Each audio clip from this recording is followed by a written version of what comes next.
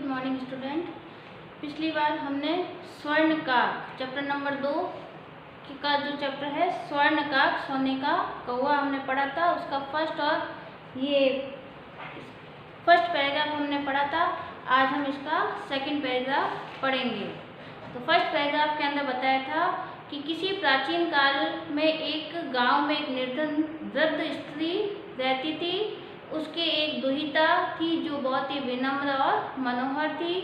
उसकी माता ने थाली में चावलों को फैलाकर पुत्री को कहा कि सूर्य तपे सूर्य के प्रकाश में चावलों को सूर्य के प्रकाश में चावलों की क्या करना है, पक्षियों से रक्षा करनी है ताकि वो उसे न खाएं।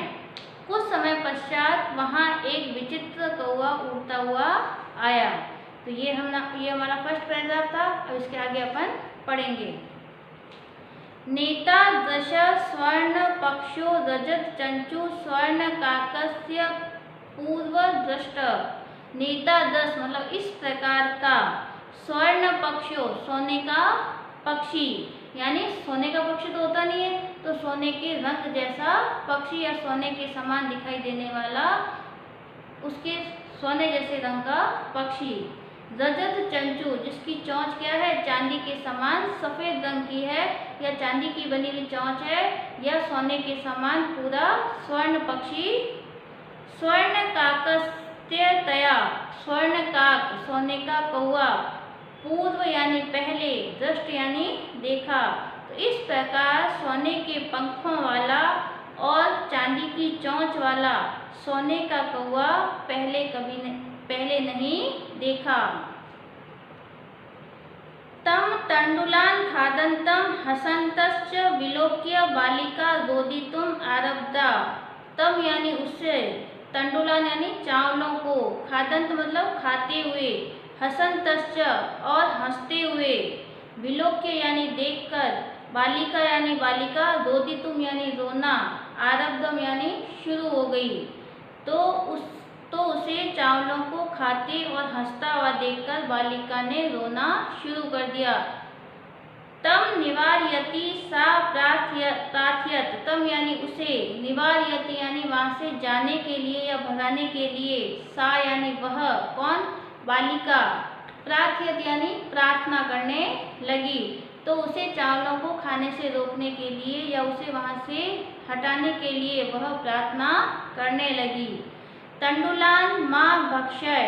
तंडुलान यानी चावलों को, माँ यानी मत, भक्ष्य यानी खाओ, कि चावलों को मत खाओ। मध्य माता अतीव निर्धना वर्तते।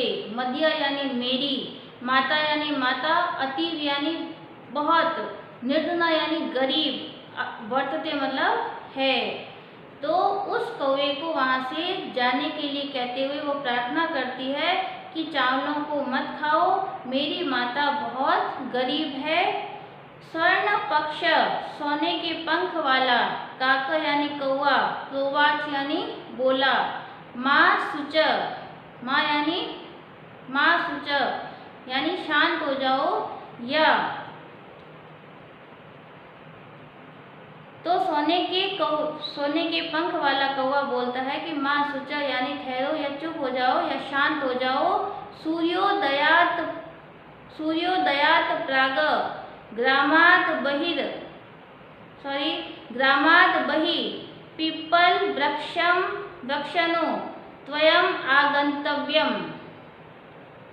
तो सूर्योदयात से पूर्व यानी सूर्योदय, सूर्य के उगने से पहले, सूर्योदयात प्राग यानी सूर्योदय से पूर्व, ग्रामाद बहि गांव के बाहर, पीपल वृक्षम अनु पीपल के वृक्ष के नीचे, त्वम यानी तुम, आगंतव्यम आ जाना, कि तुम अब रोना बंद कर दो और सूर्योदय से पहले गांव के बाहर एक पीपल का पेड़ है, उसके नीचे तुम आ जाना। अहम तुभ्यम तांडुल मूल्यम दास्यामि। अहम यानी मैं, तुभ्यम यानी तुम्हें, तांडुल मूल्यम चावलों का मूल्य, दास्यामि यानी दे दूंगा। प्रहर्षिता बालिका निंद्राम अपि न लेभे। प्रहर्षिता यानी इतनी प्रसन्न हो गई कि उसे उसका चावलों का मूल्य सुबह मिल जाएगा।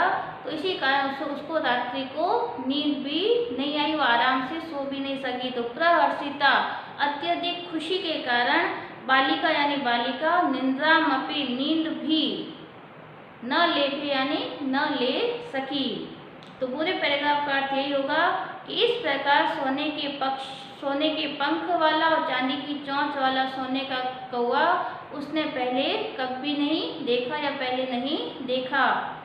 उसने वह चावलों को खाता हुआ और हंसते हुए देखकर बालिका रोने लग गई और उसे वहाँ से हटाने के लिए वह प्रार्थना करती है कि चावलों को मत खाओ, मैं बहुत गरीब माँ की पुत्री हूँ, या मेरी माता बहुत ही निर्धन है। सोने का पक्षी बोलता है, शांत हो जाओ या मत रो। सूर्योदय से पहले गांव के बाहर पीपल के पेड़ के नीचे तुम आ जाना, मैं तुम्हें चावलों का मूल्य दूंगा। और प्रसन्न बालिका नींद भी या रात्रि को नींद भी आराम से न ले सकी, यानी इतनी खुशी थी कि वो चावलों का मूल्य लेने के लिए समय से पहले ही जागृत हो गई या जग गई। एक पैराग्राफ और देखें किसके अंतर्गत, सूर्योदयात पूर्वमेव, सूर्योदय से पहले ही, सा यानी वह, तत्व उपस्थिता वहाँ उपस्थित हो गई। मतलब वो इतनी उतावली हो गई थी कि सूर्योदय होने के काफी समय पहले ही वह वहाँ जाकर उपस्थित हो गई। कहाँ हो गई, पीपल के पेड़ के नीचे।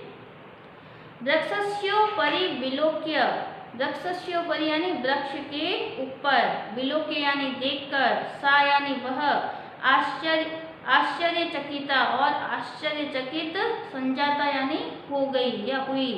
तो वृक्ष के ऊपर देखकर वह आश्चर्यचकित हो गई। यत तत्र वहाँ पर, स्वर्णमय यानी सोने का, प्रसादो यानी महल, वर्तते यानी है। तो उसके ऊपर उस पेड़ को देखा और आश्चर्यचकित हुई कि पेड़ के ऊपर एक सोने का महल बना हुआ है। यदा काक सहित्वा प्रबुद्धस्त तदा, यदा यानी जब, काक यानी कौवा, शयित्वा यानी सोकर या नींद लेकर, प्रबुद्धस्तदा जागृत होता है कि जब कौवा सोकर या नींद लेकर जगता है या जागृत अवस्था में होता है। तेन यानी वह, स्वर्ण गवाक्ष सोने की खिड़की से, यानी सोने का महल है तो उसकी सोने की खिड़की से, कथितम यानी बोलता है, हो यानी अरे, बाले यानी बालिका। तो जैसे ही कौवा जगता है यानी नींद लेकर जगता है और जगने के बाद वह अपने सोने के महल की सोने की खिड़की से उस बालिका के लिए कहता है कि अरे बालिका, त्वम आगता, तुम यानी तुम, आगता यानी आ गई, कि तुम आ गई। तिष्ठ मतलब ठहरो। अहम त्व कृते, अहम यानी मैं, त्वम यानी तुम्हारे, कृते यानी के लिए, तुम्हारे लिए।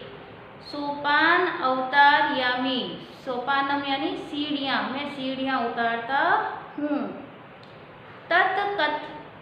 कथय, तत् यानी तब, कथय यानी बताओ या बोलो। स्वर्णमय, रजतमय, ताम्रमय वा, कि मैं तुम्हारे लिए सीढ़ियाँ उतारता हूँ। कौन सी सीढ़ी उतारूँ, तुम ही बताओ कि सोने की, चांदी की या तांबे की। कन्या प्रोवाचत, कन्या बोलती है, कन्या ने वापस उसके प्रश्न का उत्तर दिया है। कन्या बोलती है, अहम निर्धन मातुर दुहिता अस्मि, अहम यानी मैं, निर्धन यानी गरीब, मातुम यानी माता की, दुहिता यानी दुहिता, अस्मि यानी हूँ, मैं गरीब माता की दुहिता हूँ। ताम्र सोपानेन एव, ताम्र सोपान से ही यानी तांबे की सीढ़ी से ही, आगमिष्यामि आऊंगी। परम स्वर्ण सोपानेन सा स्वर्ण भवन भवनम भवनम प्रसाद, परंतु स्वर्ण सोपानेन, परंतु कौवे ने सोने की सीढ़ी से, सा यानी वह, स्वर्ण भवन प्रासादम, तो तांबे की सीढ़ी से आगमिष्यामि, तो मैं तांबे की सीढ़ी से ही आऊंगी, परंतु कौवे ने उसे सोने की सीढ़ी से, सोने की सीढ़ी उतारी और वह सोने की सीढ़ी से ही महल में आई। तो अपने यहाँ पे पूरा पैराग्राफ में यही है, वापस देख लेते हैं इसको हिंदी में। तो सूर्योदय से पहले ही वह वहाँ उपस्थित हो गई, वृक्ष के ऊपर उसने देखा तो आश्चर्यचकित हो गई कि वहाँ पर सोने का महल बना हुआ है। और जब कौवा सो के उठा तो उसने सोने की खिड़की से उसको कहा कि अरे बालिका, तुम आ गई, ठहरो, मैं तुम्हारे लिए सोने की सीढ़ी उतारता हूँ। इतना कहकर सोने की, चांदी की या तांबे की मैं कौन सी सीढ़ी उतारूं? कन्या ने कहा कि मैं निर्धन माता की दुहिता हूँ, इसलिए तांबे की सीढ़ी से ही आऊँगी। परंतु कौवे ने उसके लिए सोने की सीढ़ी उतारी और सोने की सीढ़ी से ही वह महल तक आई। इसके अंतर्गत आपको प्रश्न नंबर 2 के, एक तो विलोम शब्द है वो आपको करने हैं, एक ही प्रश्न करना है। इसमें अंतर्गत यहाँ पे विलोम शब्द दिए हुए हैं। ये जो विलोम शब्द है, विलोम पदम पाठार्थ चित्वा लिखत, तो पश्चात का क्या होगा? पूर्वम। पश्चात यानी बाद में, तो उसका क्या होगा? पूर्वम। हसितुम, हसितुम का होता है हंसना, तो उसका उल्टा क्या हो जाएगा? रोदितुम। फिर है अध, अध का मतलब क्या होता है? नीचे, तो उसका उल्टा क्या होगा? ऊपरी। श्वेत का अर्थ क्या होता है? सफेद, तो श्वेत का उल्टा क्या हो जाएगा? कृष्ण। सूर्यास्त, जब सूर्यास्त होता है तो उसका विपरीत क्या होगा? सूर्योदय। और सुप्त, सुप्त मतलब सोना और प्रबुद्ध मतलब जागना। ये आपको जो सेकंड प्रश्न है वो विलोम पद है, ये आपके होमवर्क में है। ये जो गृह कार्यों में प्रश्न नंबर 2 है विलोम पदम। ये आपको क्या है? एक प्रश्न है, ये आपको इसमें होमवर्क में करना है। और जो मैंने पढ़ाया है आज का जो सेकेंड और थर्ड पैराग्राफ, वो आपको वापस पढ़ना है और उसका अभ्यास करना है। इसके आगे का भाग अपन अगली बार पढ़ेंगे।